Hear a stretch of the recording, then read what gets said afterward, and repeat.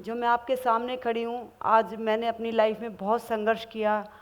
मैं grass root से उठी हूँ और मैं गुड़गांव के झाड़सा गांव में जो है पैदा हुई थी और एक नॉर्मल फैमिली से बिलोंग करती हूँ। और यहाँ तक आने के लिए मुझे लाइफ में 20 साल बहुत मेहनत करनी पड़ी। जैसे कि आप देख सकते हैं, झाड़सा में मेरा गांव था, वहाँ पे हमारा गवर्नमेंट स्कूल था, मैं उसमें पढ़ती थी और उसमें हॉकी टीम होती थी हमारी। हमारे एक स्कूल के पीटीआई थे, वो हमें खिलाते थे। उसी के अंदर मेरा भी शौक़ था हॉकी खेलने का। और जब मेरा शौक़ शुरू हुआ तो उससे पहले ही मेरा शौक़ ख़त्म कर दिया गया। जब मैंने स्कूल में अपने टीचर को बोला मुझे भी स्पोर्ट्स करना, मुझे भी हॉकी खेलनी है, तो उन्होंने मुझे मना कर दिया और उन्होंने मुझे बोल दिया कि आप यहाँ से जा सकते हो, आप हॉकी नहीं खेल सकते, बहुत मोटी हो और बहुत लेज़ी हो। मुझे उन्होंने ऐसे बोला। तो इस बात को लेके मुझे बहुत दुख हुआ और मैं अपने घर पे आई और अपनी दादी के पास बैठ के रोने लगी कि दादी मुझे तो हॉकी खेलनी थी और मुझे जो है टीचर ने नहीं खिलाया। तो उन्होंने मुझे बोला कोई बात नहीं, मैं चलती हूँ, क्योंकि हरियाणा के कल्चर में आप देख सकते हो हमारी जो दादी है, हमारे दादा, ताऊ, चाचा सभी जो हैं स्पोर्ट्स के प्रति काफ़ी उनका झुकाव होता है। तो उन्होंने हमें बोला कि मैं आपको अपने साथ लेके चलती हूँ, चलो ऐसे कैसे नहीं हॉकी खिलाएंगे। तो मैं थोड़ा सा लेज़ी थी और मोटी भी थी, ऐसा नहीं है, बहुत मोटी नहीं बट मोटी थी। तो मेरी दादी मेरे साथ स्कूल में गई और टीचर को बोली हमारी बेटी को भी आप हॉकी खिला दो। तो उन्होंने बोला नहीं, ये नहीं खेल सकती, बहुत मोटी, आप ले जाओ। मेरे को बहुत रोना आया और बहुत दुख भी लगा। तो मैंने बोला कोई नहीं मास्टर जी, मुझे आप एक हॉकी स्टिक दे दीजिए, मैं साइड में खेल लूँगी। तो ऐसे ही करके उन्होंने मजाक में मुझे एक छोटी सी टूटी हुई स्टिक दे दी और बोल रहा साइड में खेल लेना। तो मेरी दादी ने बोला चलो कोई बात नहीं, आपको हॉकी स्टिक मिल गई है, आप खेल लो। उनको नहीं पता था हॉकी कैसे खेली जाती है, उन्होंने सोचा हॉकी देने से ही हॉकी खेली जाएगी। तो मैंने फिर भी छोटी थी, मुझे भी समझ नहीं थी, मेरे को हॉकी दे दी, बॉल फिर भी नहीं मिली मुझे। तो मैं देखने लगी मैं कैसे खेलूँ बिना बॉल के, सभी बच्चों को हमारे टीचर खिला रहे हैं। तो साइड में एक पत्थर पड़ा हुआ था, साइड में मैंने देखा एक पत्थर पड़ा हुआ, उस हॉकी से पत्थर से मैं ऐसे ऐसे खेलने लगी। तो ऐसे ही करते करते मैं रोज़ ग्राउंड जाती, साइड में खेलती, कभी मुझे कोई डब्बा मिल जाता उस पर ड्रिबल करती, घर में जा कोई चीज़ मिल जाती। घर की कैपेसिटी इतनी ज़्यादा नहीं थी मेरी कि मुझे एक बॉल दिला सके और एक स्टिक दिला सके, क्योंकि हम एक किसान फैमिली से बिलोंग करते थे। तो ऐसे ही मेरी शुरुआत में धीरे धीरे बहुत अच्छा हॉकी खेलने लगी, स्टार्ट मैंने किया। तो एक दिन टीचर ने मुझे बुलाया, बोले तो बड़ा अच्छा करने, एक बॉल भी दे दी मुझे। ऐसे ही करते करते उन्होंने देखा तो अच्छा खेलने लगी है, उन्होंने मुझे टीम के अंदर बुला लिया। और मेरा ये जो है स्टार्टिंग पॉइंट था हॉकी खेलने का, मौका मिलने का, मुझे बहुत अच्छा मौका मिल गया था खेलने का। तो मेरा कैरियर वहाँ से मेरी जर्नी स्टार्ट हुई है। और उसके बाद जैसे जैसे धीरे धीरे मैं खेलती गई, मेरे को सिटी के अंदर जाना पड़ता था खेलने के लिए। गुड़गांव के अंदर हमारा ग्राउंड था, स्कूल के में हमारे छोटा ग्राउंड था, नहीं खेल पाते थे। अब मेरा सेकंड स्टार्ट हो गया कि मैं अब जाऊं कैसे, मेरे पास साइकिल भी नहीं थी और कोई कन्वेंस नहीं थी जाने की। तो एक और प्रॉब्लम आ गई, अब घर वालों से हर रोज़ हम किराया लेंगे ऑटो से जाने का या कोई भी बस से जाने का, तो हमें डर लगने लगा था कि भाई मैं कैसे जा पाऊँगी डेली प्रैक्टिस के लिए सिटी के अंदर।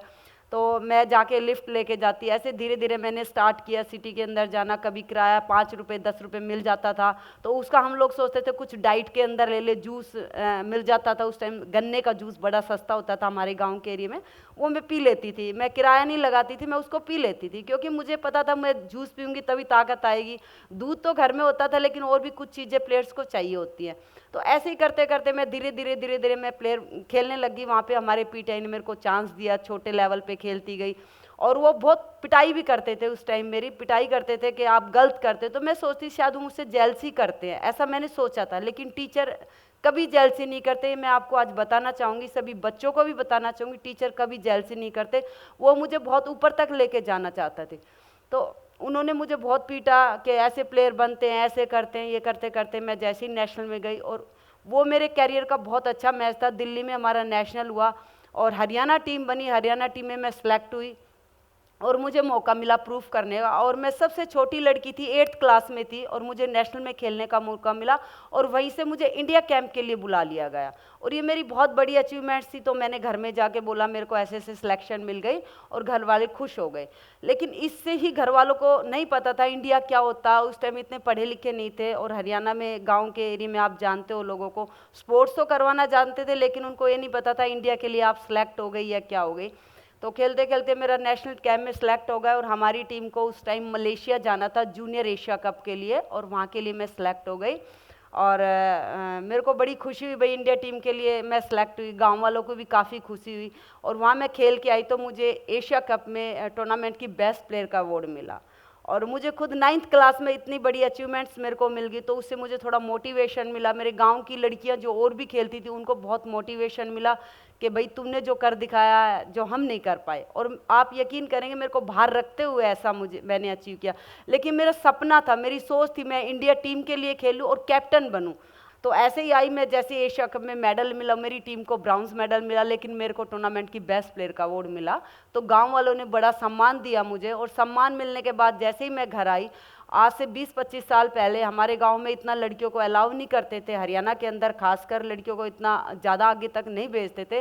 तो मैंने उसी दिन सोच लिया था कि मैं अपने गाँव में पूरी फाइट करूँगी, इसके लिए मैं पढ़ाई भी करूँगी और खेलूँगी भी, चाहे कुछ हो जाए। जैसे ही मैं गांव में आई, गांव वालों ने मना कर दिया, भाई नहीं बस बहुत हो गया, अब इसकी शादी की जाए। मैंने कहा मुझे एक टूर्नामेंट का आप मौका दीजिए, एक और मुझे 1 साल दीजिए। मैंने 1 साल कर करके ऐसे उनसे 2 साल ले लिए। और 2 साल के अंदर मेरे को इंडिया टीम के लिए भी खेलना था और आगे जाके कैप्टन भी बना था और अपने जो गाँव था वहाँ की लड़कियों को भी साथ में लेके चलना था।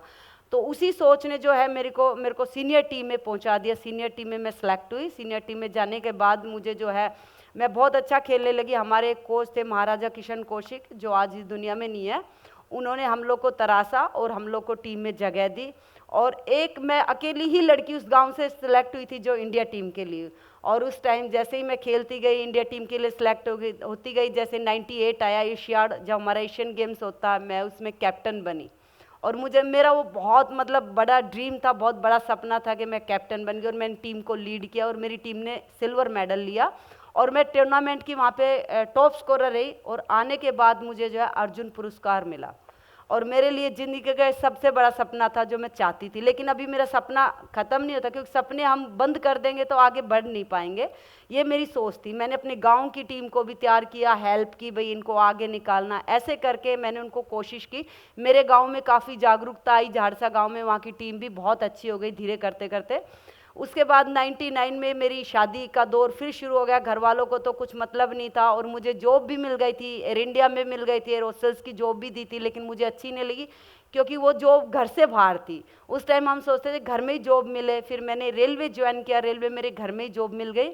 और मेरी शादी 99 में हो गई थी, बहुत अर्ली मेरी शादी हो गई थी। मैंने सोचा अब घर वालों का भार भी उतारना है, शादी तो करनी पड़ेगी। अब नहीं मानते तो मैंने शादी की 99 में। उस टाइम मैं 21 साल की थी। और शादी के बाद मैंने सोचा अपना जीवन का और जो सपने मैं पूरे करूँगी। मेरे को जो मेरे हस्बैंड है वो भी हॉकी प्लेयर है, उन्होंने मेरे को प्रॉमिस किया मैं शादी के बाद आपको खिलाऊंगा। तो जैसे ही मेरी शादी हुई मैं फिर सोनीपत में गई। सोनीपत भी बहुत देहात एरिया था। मैंने देखा वहाँ पे लड़कियाँ हॉकी नहीं खेलती थी। तो उसी दिन मैंने सोचा मैं यहाँ की टीम भी तैयार करूँगी, चाहे कुछ भी हो जाए, और आगे कंटिन्यू हॉकी भी खेलूँगी। तो जैसे ही ससुराल में गई, वहाँ का माहौल बड़ा वैसा था, थोड़ा सा विलेज एरिया का था। तो उन्होंने बोला बस बहुत हो गया, अब नहीं खिला सकते। लेकिन मैंने बोला मैं खेलूँगी। मेरे हस्बैंड ने मेरे को खिलाया। उसी दौरान मुझे बेटा हुआ। बेटा होने के बाद जैसे ही मेरा ब्रेक आया, 7 महीने का बेटा था, और मैंने उसके साथ साथ अपनी ट्रेनिंग जारी रखी। और आप यकीन करेंगे फिर मेरे हस्बैंड ने मेरे को सपोर्ट किया। मैंने 2002 में जो है कॉमनवेल्थ में गोल्ड मेडल लिया, वापसी करके इंडिया टीम में। तो मैं आप सभी को ये बताना चाहूँगी कि हमें काम से डरना नहीं चाहिए, क्योंकि मेरी सोच थी, मेरा दिल था खेलने का, तो मैंने सब अचीव किया। उसके बाद मैंने सोचा अब मैं तो जितना हो सकता खेल चुकी हूँ, अब मैं यहाँ पे लड़कियों को जो हॉकी खिलाऊंगी। तो मैंने जितना खेलने में मेहनत नहीं की, जितना एक टीम बनाने में मेहनत की, वहाँ पे मैंने हॉकी शुरू की। मेरे पास 8-10 लड़की आई। मेरे पास फाइनेंशियली बहुत ज़्यादा हेल्प नहीं मिली, लेकिन मेरे नाम के पीछे बहुत बड़ा लेवल लगा था, अर्जुन अवार्डी। वहाँ प्रशासन के पास जाती, डीसी के पास जाती, सीएम के मिलने जाती कि मेरे को लड़कियों की टीम बनानी है। सिर्फ स्टार्टिंग में मेरे पास 8-10 लड़कियाँ आई, मैंने किसी किसी से थोड़ी हेल्प ली। तो वहाँ पे मैंने एकेडमी शुरू की। वहाँ पे 10-15 लड़कियाँ गांव से लेके आई, उनके पेरेंट्स शादी करेंगे सबको मनाती थी। ऐसे करके आज वहाँ पे एकेडमी को 20 साल हो गए। 20 साल में वहाँ पे मेरे पास 5 ओलंपियन हैं और 10 से 15 लड़कियां इंटरनेशनल है और 70 लड़कियां गवर्नमेंट जॉब में आ, जहां मैंने एकेडमी शुरू की थी। और मेरे को आप यकीन करेंगे मेरे को फाइनेंशियली वहां से कहीं से भी हेल्प नहीं मिली। सारा मैंने छोटा छोटा थोड़ा थोड़ा कहते हैं ना, आप स्टार्ट करो, कहीं भी स्टार्ट करो, आपको हेल्प मिलनी शुरू हो जाती है। आज भी मेरे पास बहुत ज़्यादा सुविधाएं नहीं है, मैं ये नहीं कहूँगी कि मेरे पास ये है वो, लेकिन मेरे पास बहुत बड़े बड़े डायमंड है, बहुत बहुत अच्छे अच्छे खिलाड़ी हैं उस एकेडमी में।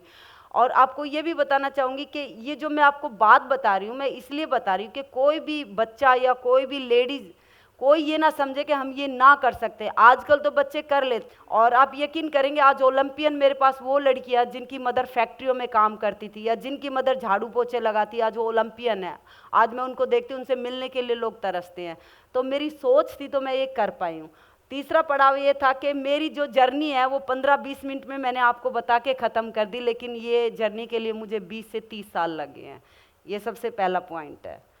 और एक और पॉइंट्स मैं आपको ये बताना चाहूँगी कि आज भी मैं उस ग्राउंड में जाती हूँ तो मेरे पास 4th-5th के बच्चे आते हैं खेलने के लिए और मैं उनमें कोचिंग करती हूँ। मैंने अपने आप को कभी ये नहीं समझा मैं बहुत बड़ी खिलाड़ी हूँ या मैंने बहुत कुछ कर लिया। और ज़िंदगी में पैसे से ज़्यादा अहमियत मैं शरीर को देती हूँ कि अपने शरीर को सभी फिट रखो। खेलना हर इंसान के लिए ज़रूरी है, हर बच्चे के लिए ज़रूरी है, क्योंकि हम फिट होंगे तो हम सब कुछ कर पाएंगे, अपना आगे बढ़ पाएंगे।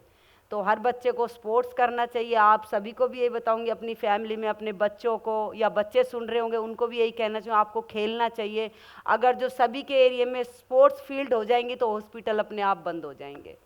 तो सभी बच्चों को बोलूँगी सुबह शाम प्रैक्टिस करें, खेलें और देश का नाम ऊंचा करें। जय हिंद, जय भारत।